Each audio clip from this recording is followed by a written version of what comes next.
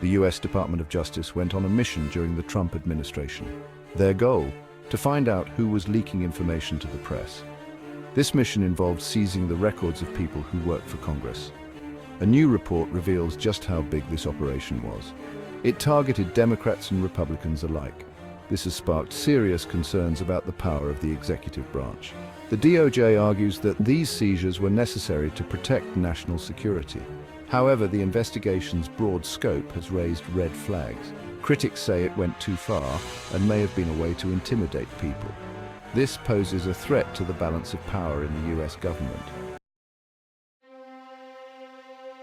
The Inspector General's report was clear. The DOJ's actions could scare people away from talking to Congress. Why is this a problem? Congress relies on information from many sources.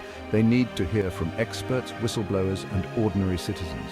This helps them understand important issues. It also helps them keep an eye on the executive branch. If people are afraid to talk, Congress can't do its job effectively. The report paints a worrying picture. It suggests that the DOJ's actions could create a culture of fear in Washington. People might think twice before sharing information with Congress, even if that information is vital for public interest.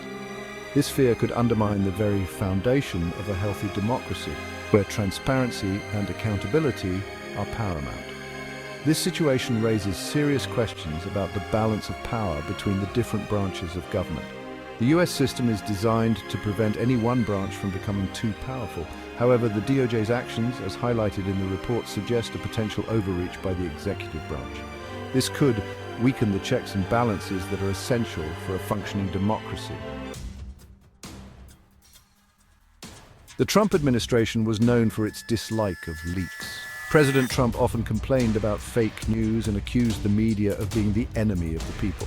He saw leaks as a serious threat to his administration. In response, his administration took an aggressive approach to plugging them. This included going after journalists, government employees, and even members of Congress. This crackdown on leaks raised concerns about freedom of the press. The First Amendment to the US Constitution protects the right of journalists to report on the government without fear of reprisal. Critics argued that the Trump administration's actions were an attempt to intimidate journalists and discourage them from doing their job. The DOJ's investigation into leaks, while not directly targeting journalists, contributed to this atmosphere of fear and distrust. The Inspector General's report, while not finding evidence of political motivations, acknowledged the concerns about the investigation's potential to chill free speech and limit the public's access to information. Section 4. Who and what did the DOJ target? The DOJ's investigation cast a wide net. It targeted individuals from both sides of the aisle, including members of Congress, congressional staff, and even journalists. Records were seized from 2 Democratic members of Congress, Adam Schiff and Eric Swalwell. In addition, the DOJ obtained records from 43 congressional staffers from both the Democratic and Republican parties. The methods used to obtain these records were also concerning. The DOJ used subpoenas, search warrants, and court orders to compel the release of information. These are powerful tools that are typically used in criminal investigations not to target members of Congress and their staff.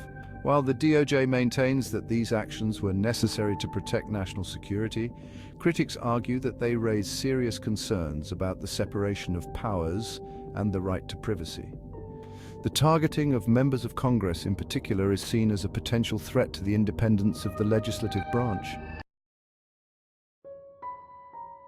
Section 5. Policy changes. Too little, too late.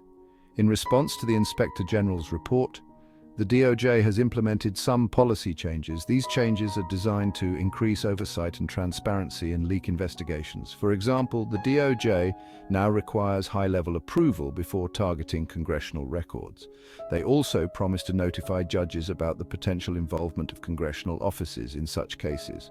However, critics argue that these changes don't go far enough. They point out that the DOJ still hasn't committed to exhausting all other options before resorting to seizing congressional records. In other words, they can still go after Congress without first proving that it's absolutely necessary. The Inspector General's report and the DOJ's subsequent response highlight the ongoing tension between national security and civil liberties. Finding the right balance between these two competing interests is a constant challenge for any democracy. It requires ongoing scrutiny, debate, and a commitment to upholding the rule of law.